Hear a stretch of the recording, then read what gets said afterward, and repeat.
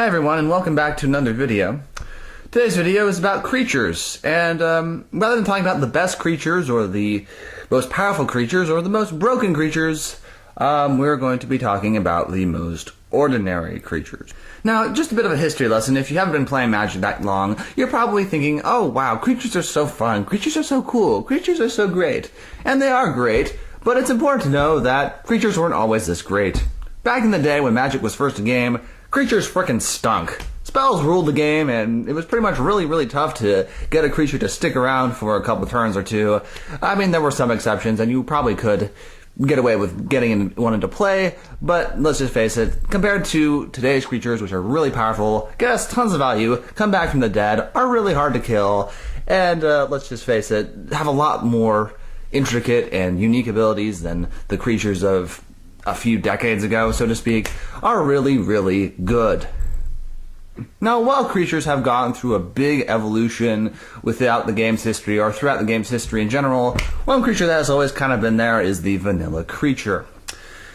By this, I mean creatures with absolutely no abilities. They do absolutely nothing but attack and or block, and let's just face it, a lot of them get just kind of put on the back burner because either they're only played in draft, or they're just not as powerful, or just because they don't provide any sort of value or late game, I guess, potential, they just, well, are kind of put on the back burner. However, it's important to note that even though these creatures aren't the most powerful creatures in the game, they have served purposes. Today we're going to be going over the top 5, or at least my top 5 from my point of view, vanilla creatures that I think were effective at one point in the game, or to this day could actually still be very effective if used appropriately. This list is of course my opinion, so I'm sure everyone will have their favorites. Put it this way, this is about vanilla creatures. It's not about creatures with abilities, no flying, no haste, none of that stuff. And yes, sadly, Tormagorf will not be on this list. We're looking over only creatures with just a box full of flavor text, power and toughness, and that's it. So without any further ado, let's kickstart our list as we talk about the top 5 vanilla creatures that you could potentially play in the game of Magic. Going to number 5, we have the classic Savannah Lions, or in this case, the 2/1 for 1 mana. And there are lots of these creatures. There's Elite Vanguard. I know in Battle for Zendikar there was an ally that was actually very similar to this, that basically worked out with all the allies, with all their cute little synergies and whatnot, and it's pretty good. But this thing is not bad. And there, like I say, there are a lot of these cards, but let's just face it, it's kind of outdated. This was actually kind of a big deal back in the day, because I remember all the White Weenie decks would run Savannah Lions, 4 of Savannah Lions, 4 of Savannah Lions, and that lasted for a really long time. And let's just face it, a 2/1 for 1 is not too bad. It puts your opponent on a pretty early game clock, and if they don't have an answer, it can easily take over the game. The thing is, times have changed quite a bit, and Savannah Lions is, well, let's just face it, not awful, but it's not amazing or anything. But still, it kind of set the standard for the 2/1 for 1 thing that I think as the game continued to grow, more creatures kind of fell in that category and kind of shaped into a bit more valuable machines, you could say. Nonetheless, I think this is still a great card, and oddly enough, I think it could see play in Standard if it ever did show up in Standard again. I know it technically is, considering we still have that ally there. Moving on to the next spot is kind of a goofy one, and some might argue this card should not be here to begin with, but it's Memnite. And if you play Modern, you'll see Memnite a lot in the affinity lists. It's even used sometimes in the Legacy affinity list, but I don't recall seeing it quite as much. But the thing is this was, at the time, a pretty push card. I actually remember a lot of people freaking out saying, a 1/1 for 0, that's just ridiculous.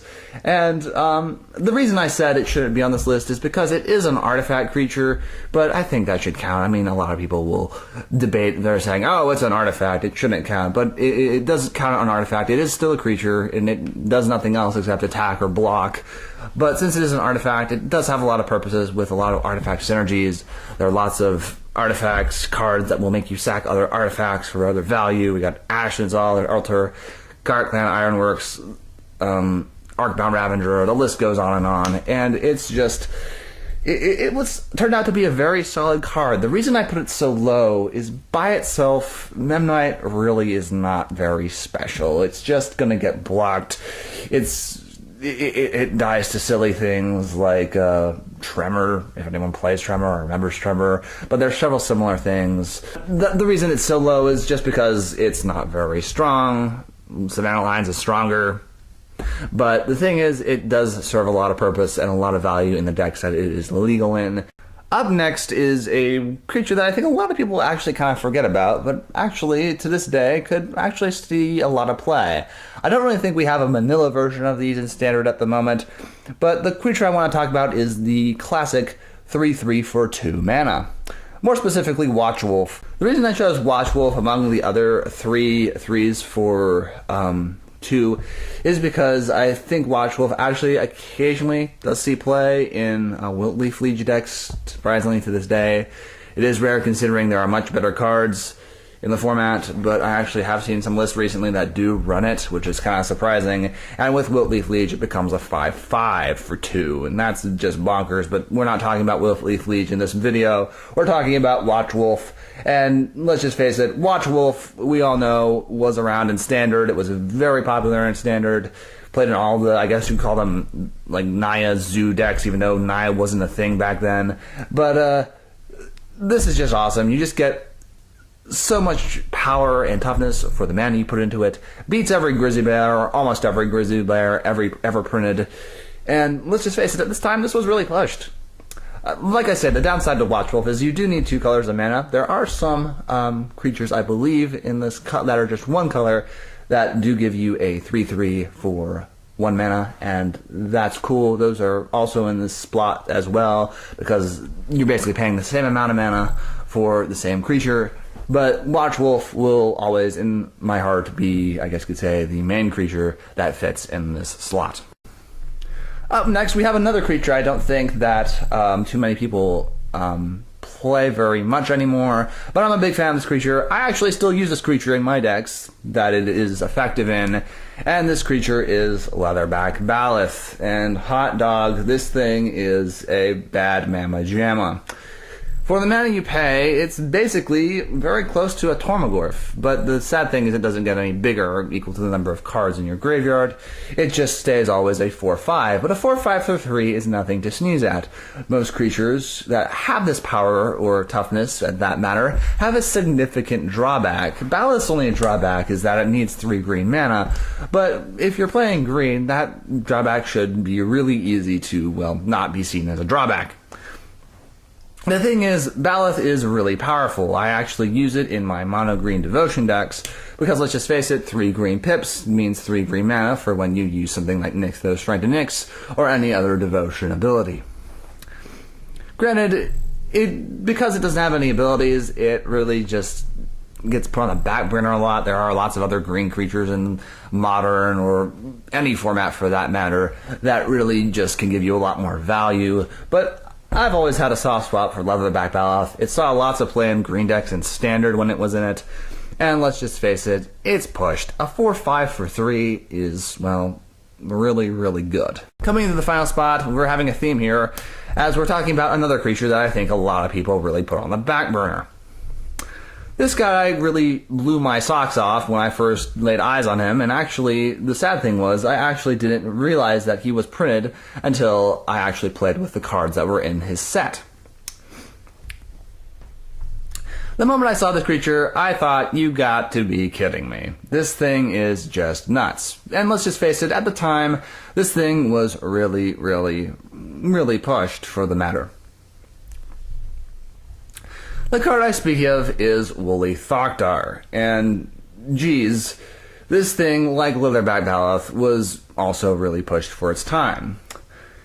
While Baloth is basically the mono-green version of this card, except backwards, Thokdar's drawback is you need one of each color, red, white, and green, to cast it efficiently, and that can be hard, but in a set like Alara block, or playing with the Alara block in general in Standard, it's really not that hard to do. Several lands produce the right colors of mana that you need, and it's, let's just face it, it's really, really powerful. A 5/4 for 3 is a big clock early in the game. That's usually like a 3 or 4 turn clock, depending on what you have in your hand. Let's just face it, there were other cards in Standard, and I guess you could say even Modern to this day, that can make this a lot more powerful. Even though it has no abilities whatsoever, I still feel like this is really pushed, even by today's standards. To this day, Woolly Thopter remains my favorite vanilla creature because just how big and bad he is, and with a mana dork you can get it out on turn 2. While Watchwolf was definitely a big deal for getting into play turn 2, this guy, let's just face it, is the bee's knees, and let's just face it, he's still a very viable card, even for a format like Modern. He's very hard to kill, doesn't die to a lightning bolt, only dies to a fatal push if Revolt is active, and yeah, he does have playability, even though there are other creatures in the format that do provide a lot more value. And that was my list of vanilla creatures that I think are the best for Magic the Gathering, or historically have been the best. If there are any other that I may have missed or that you really liked, let me know about it in the comment section below. If this is your first time checking out my channel, please like and subscribe, as it does help get this and all my other videos out there. And once again, my name is Ryu Spectre. Thank you again for watching, and I hope you have a happy time gaming. I'll see you all next time.